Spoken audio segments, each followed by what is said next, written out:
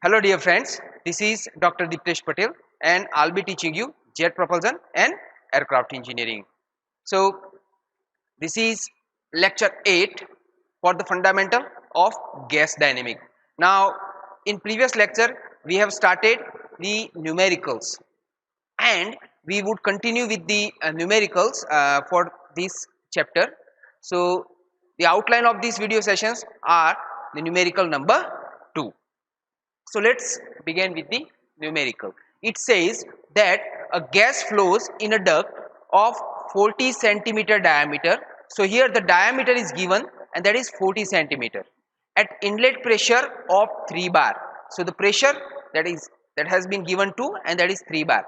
Temperature of 450 Kelvin and the velocity of 180 meter per second. So the temperature and the velocity are also given. You can also see the gamma and the specific heat.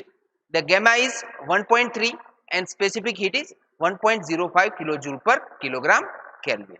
So these are the given data, and on the basis of these all data we need to calculate the mass flow rate, then stagnation temperature, then Mach number, then stagnation pressure for both incompressible and compressible flow. So these are the 4 different things that we need to find out to solve the numericals. So let's start the numericals. Let's begin with the given data.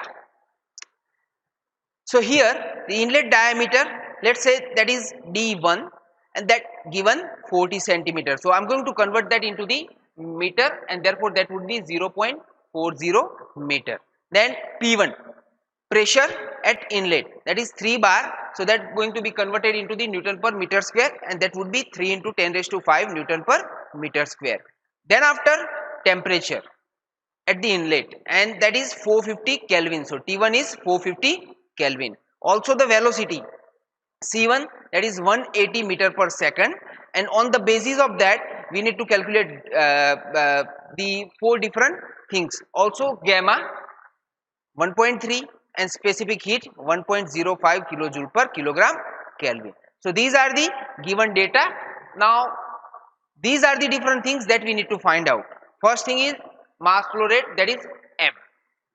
Then stagnation temperature TO, then Mach number M1, then absolute pressure for both different cases, compressible and incompressible gases. So we need to calculate PO for compressible as well as PO for incompressible flow. So let's begin. First thing is that mass flow rate. Now for characteristics gas constant we need R to calculate the mass flow rate, and to get it we would have to find out the R first, characteristic gas constant. So R is equal to gamma minus 1 upon gamma into Cp. Since we have both of these, I am going to use this formula to calculate the R. Let's just put the values here. So therefore I could be able to write down R is equal to 1.3 minus 1 divided by 1.3 into 1.05, and therefore the value of R is equal to 242 joule per kilogram Kelvin. So the characteristics gas constant R is equal to 242 joule per kilogram Kelvin. In many cases it is given. Sometime if it is not given then we have to assume that as well. But for example, if we have to calculate the mass flow rate, you can calculate by using this way. Then after we need to go for the M. So M is equal to rho AC, and therefore I should be able to write down rho 1 A1 C1, which is also equal to rho 2 A2 C2. Here we need to calculate the mass flow rate for inlet conditions. So I am going to pick M is equal to rho 1 A1 C1. Now we got A1, since we have the diameter, we have also the velocity, but we do not have the density at inlet. So therefore to calculate the density we have to calculate the density by the relations called rho is equal to P upon RT. So I am just going to put rho 1 is equal to P1 R T1. So therefore these equations can be rewrite as m is equal to P1 divided by R T1 into A1 into C1. Now it's time to put the values. So here pressure at inlet, that is 3 into 10 raised to 5 Newton per meter square, divided by R 242 that we just have calculated in previous slide. Temperature at inlet, that is 450 Kelvin, into area can be calculated by the formula called pi by 4 d square. So for that section 1 I am going to use the formula pi by 4 d1 square, and also the velocity at the inlet C1, that is given 180. Now let's put the values of diameter at inlet, and that is 0.4040 meter. So now these equations can also be rewrite as m is equal to 3 into 10 raised to 5 divided by 242 into 450 into pi by 4 into 0.40 square into 180. After going through the calculations, I should be able to get the mass flow rate at the inlet, and that is 62.3 kilogram per second. So that is the first finding we just achieved. Now let's move forward to the next one. Next one is the Mach number. Since the formula is simple, we know the Mach number is the relations of object velocity to the velocity of sound. So I'm just going to use that formula. Here the velocity of object is given at the inlet. So the only thing that we need to find out is the velocity of sound by using the conventional formula called under root of gamma RT. So let's write m1 is equal to c1 divided by a1, and therefore I can write it again as m1 is equal to c1 divided by under root of gamma rt1, since the velocity of sound is equal to under root of gamma rt, and since it is for the section 1 I am going to write down gamma rt1. Now let's put the values here. So therefore m1 is equal to 180 divided by under root of 1.3 into 242 into 450, and after going through the calculations I would get Mach number at the inlet, that would be 0.478. So this is the second finding that we have achieved. Now let's move forward to the third one, stagnation temperature. But here we need to use the Mach number relations to calculate the stagnation temperature, which would be the ratio of stagnations to static temperature. Okay, so let's say TO1 divided by T1 is equal to 1 plus gamma minus 1 divided by 2 into m1 square. So this is the Mach number relations. Now I have all those values, so I'm just going to put the values and find out the value, value for the stagnation temperature. So let's put the value. TO1 divided by 450 is equal to 1 plus 1.3 minus 1 divided by 2 into 0.478 square, which is the Mach number that we just found out in previous slide. So going through the calculations, that would be reduced to TO1 is equal divided by 450 is equal to 1.034, and therefore TO1 is equal to 465.3 Kelvin. So this is our third finding that we just achieved.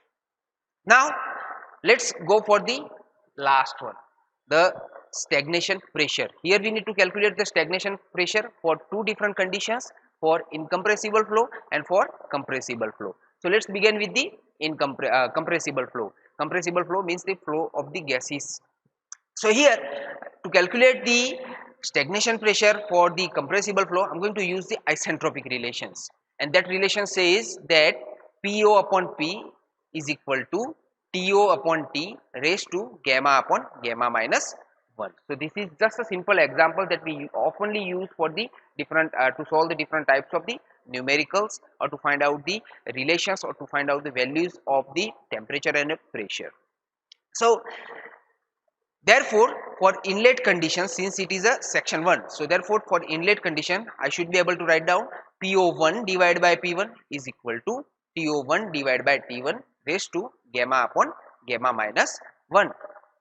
Since we have all the values, I should be able to get the PO1. So therefore just putting the values, I would get PO1 divided by 3 into 10 raised to 5 is equal to 465.3 divided by 450 into 1 raised to 1.3 divided by 1.3 minus 1.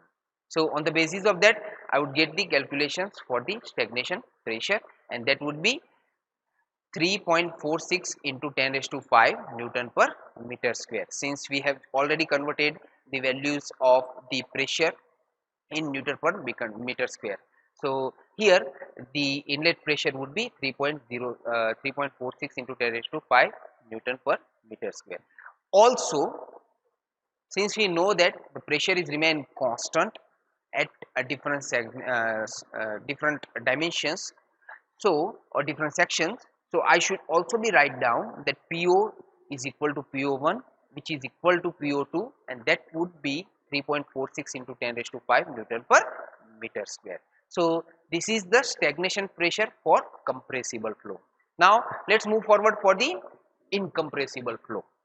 Okay, so to calculate the stagnation pressure for incompressible flow, I'm going to use the Bernoulli equations to find out the values of stagnation pressure PO, and this equation says PO is equal to P plus 1 divided by 2 rho C square. And since we are calculating that pressure for the inlet conditions, so I'm going to write down PO1 is equal to P1 plus 1 divided by 2 rho 1 C1 square. So this is the Bernoulli equations to calculate the stagnation pressure.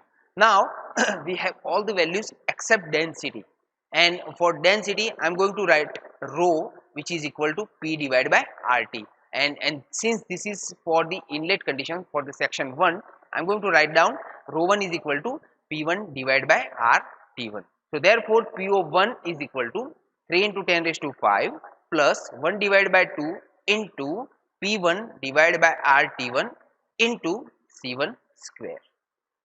Now putting the values would get PO1 is equal to 3 into 10 raised to 5 plus 1 divided by 2 into 3 into 10 raised to 5 divided by 242 into 450 into 180 square, which is the velocity at the inlet, and performing the calculations would lead us to the stagnation pressure at inlet condition, and that would be PO1, which is equal to 3.44 into 10 raised to 5 Newton per meter square. Okay, and also the constant pressure along all the sections, I should be able to write down PO is equal to PO1 is equal to PO2, that is 3.44 into 10 raised to 5 Newton per meter square. So this is the stagnation pressure for incompressible flow, a flow of the fluid, a flow of the liquid actually. So this is our last finding that we just calculated. This is all at the moment. If you have any doubt regarding the numerical, you can write down in the comment box. Thank you very much.